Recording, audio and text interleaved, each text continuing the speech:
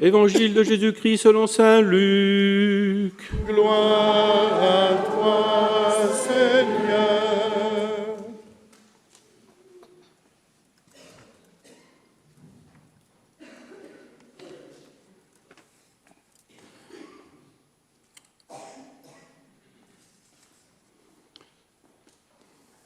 En ce temps-là, les bergers se hâtèrent d'aller à Bethléem.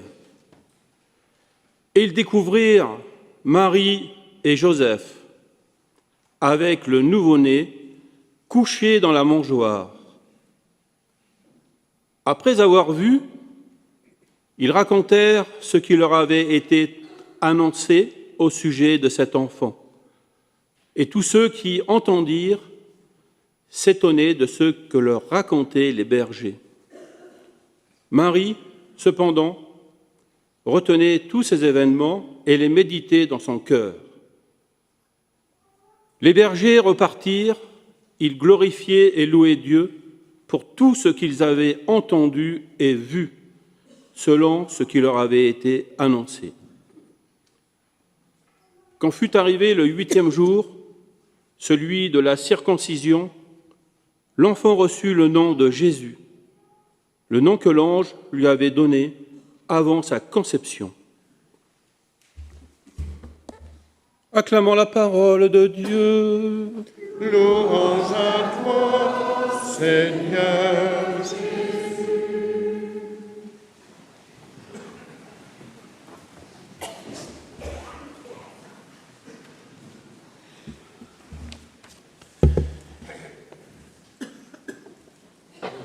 Au premier jour de l'année, c'est la période des vœux. Et je suppose que vos portables sont pleins de messages et il faut répondre « bonne année » à tout le monde. Et puis je vois que moi, mon bureau, comme le vôtre sans doute, se couvre de cartes multicolores qui appellent sur nous la santé, les joies familiales, la réussite professionnelle, bref, le meilleur pour notre quotidien. Alors là où certains verront une habitude futile au bilan carbone sans doute répréhensible, d'autres se réjouiront de garder le contact avec tout un réseau de connaissances et d'entretenir une vie sociale. Moi, je remarque que, je sais pas, plus on avance en âge, plus on me souhaite une bonne santé, je sais pas. Bon. Bref. Tous ces vœux sont certainement sincères. Et pourtant, ils se briseront immanquablement sur les écueils que seront les drames de notre vie personnelle, de la vie du monde. Voilà, mais pour éviter de tomber dans des banalités aussi vaines que stériles, l'Église, en ce premier jour de l'année, nous invite à prier pour la paix, en cette fête de Marie, Mère de Dieu. Les mamans veulent toujours la paix dans les familles, même si c'est pas facile. Mais voilà. Un vœu pieux de plus, vous allez me dire non. Parce que la paix, c'est certainement, comme on le chante, le bien le plus précieux. Elle dépend de chacune et de chacun de nous. Les guerres qui explosent un peu partout dans le monde nous le rappellent chaque jour. La paix, c'est pas une évidence. Bâtir la paix sociale, c'est pas facile. Mais comment faire? Moi, il me semble que le meilleur moyen de bâtir la paix, c'est d'abord de cultiver la paix intérieure. Tout part de là. On ne peut rien construire dans le désarroi, dans l'inquiétude, dans la peur. Ce que nous avons à cultiver, la première paix à cultiver, c'est notre paix intérieure. Chers amis, mon premier vœu pour vous sera donc la paix intérieure. La paix fondée sur la foi. À une époque où l'on nous demande sans arrêt qu'est-ce que ça change la foi? De toute façon, c'est tout pareil, hein, baptisé, pas baptisé. Eh bien non, il nous faut répondre clairement. Avoir foi en Dieu et en son Fils Jésus, c'est savoir que je suis aimé infiniment. Et ça change tout. À l'heure où l'isolement et la solitude marquent tant nos sociétés, le chrétien sait que quoi qu'il arrive, il est aimé, inconditionnellement aimé, infiniment aimé. et ça change tout.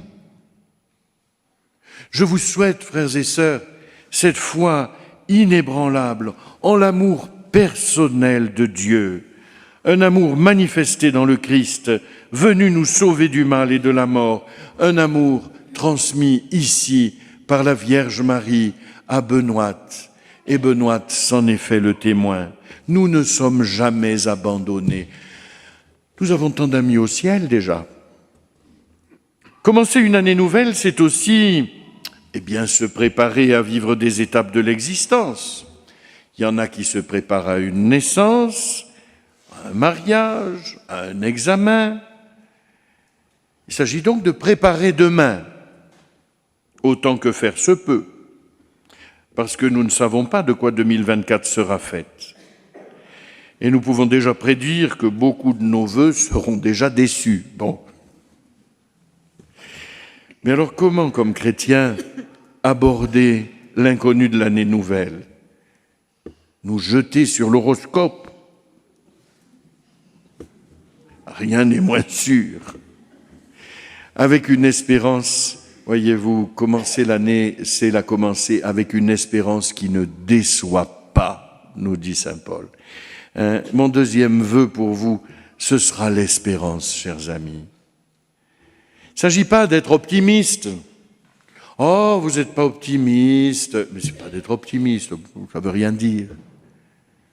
Saint Paul écrit aux Romains en leur rappelant que l'espérance ne déçoit pas parce que l'amour de Dieu a été répandu dans nos cœurs. L'espérance, elle est certaine pour nous chrétiens, puisque déjà l'amour de Dieu a été répandu dans nos cœurs. L'espérance, elle ne repose pas sur la fragilité de nos souhaits ou de nos vœux, même les meilleurs. Voilà, si c'est le cas, il ne s'agirait que d'espoir. D'espoir forcément fragile et souvent déçu, qui engendreront la déprime sociale ou personnelle. Pourquoi notre espérance, elle doit être fondée sur le roc, et le roc inébranlable?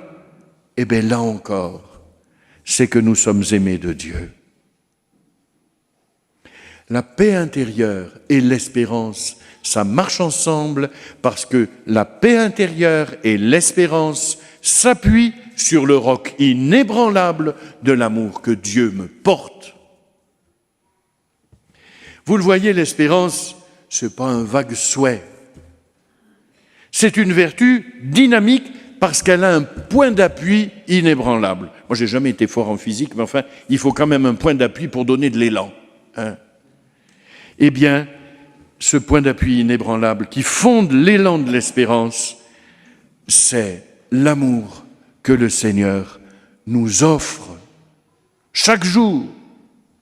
L'espérance, elle a un but certain, l'union à Dieu. C'est vers cela que nous marchons, être unis à Dieu, dès cette terre, vouloir ce que Dieu veut, accomplir sa volonté. Alors demain n'est pas un point d'interrogation. Demain ne dépend pas de savoir si Jupiter va transiter, je ne sais pas quel truc.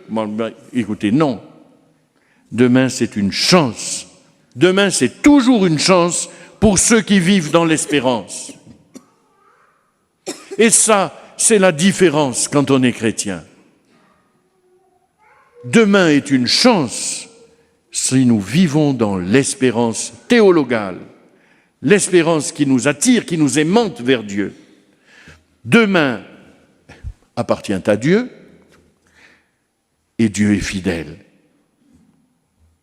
Alors il nous appartiendra tout au long de cette année de discerner son action et de cultiver un regard positif sur ce monde que Dieu aime. Ne hurlons pas avec les loups, cessons de nous énerver.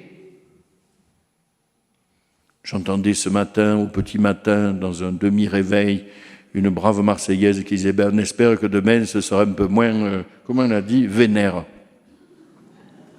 Énervé, ça veut dire, il paraît. Bon, je ne sais pas. Faisons entendre, oui, chaque jour, la voix de la paix. Faisons entendre chaque jour la voix de l'espérance. Que chaque jour de l'année, cette petite voix de l'espérance vienne retentir. Rien ne peut briser l'espérance, parce qu'elle est certaine. L'espérance n'est pas un rêve. Et nous l'avons fêté il y a juste quelques jours. L'espérance, elle a un visage, le visage de l'enfant qui sait rassembler à la crèche tous les hommes dans un même amour et dans la paix, parce que c'est lui, notre paix définitive. Et rien ne pourra l'attacher de notre cœur. Nous en témoignerons chaque jour. Paix intérieure, espérance puissante. Bonne et sainte année à tous.